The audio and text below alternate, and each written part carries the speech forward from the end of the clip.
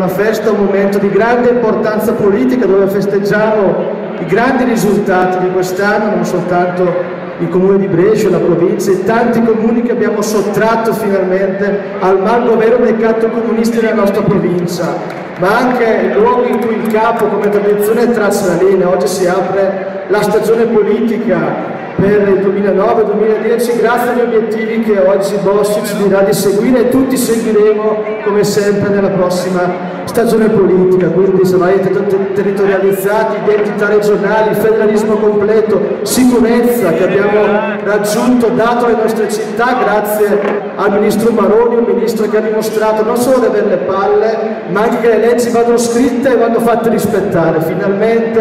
Finalmente grazie all'azione della Lega al governo, non è una novità, lo sappiamo, c'è soltanto l'albergo in tutta la penisola che è vuoto ed è l'albergo del centro di espulsione di Lampedusa grazie all'azione della Lega Nord del ministro Maroni che con coraggio, con determinazione risponde nei fatti all'azione dell'Europa, con le lobby cattocomuniste che vogliono che il nostro paese sia sempre la terra del Bengodi, ha respinto e ha fermato le carrette del mare dei futuri delinquenti, dei futuri spacciatori, dei futuri stupratori, perché questo purtroppo sono queste persone che entrano nelle nostre coste, ma non soltanto Roma, anche a livello locale. Io devo dire che se le nostre città, se nei nostri paesi si registra e si respira un clima di rinnovata sicurezza, di fiducia da parte dei nostri concittadini e grazie all'azione dei nostri amministratori. Noi abbiamo preso tanti voti in queste elezioni per tante ragioni. Oggi sulle pagine dei giornali non c'è giorno in cui un giornalista improvvisato, psicologo, sociologo cerca di analizzare il perché dei consensi della Lega. Ci sono tanti fattori. Noi ad esempio abbiamo Umberto Bossi, loro purtroppo hanno Franceschini, Fini, Casini.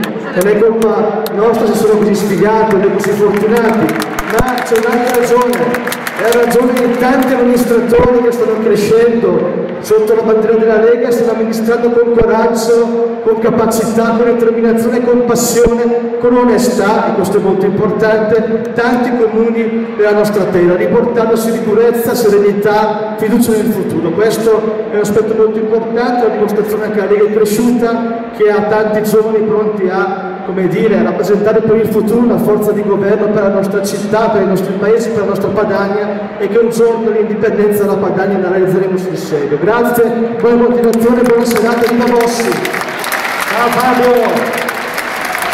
È militante dal 1990!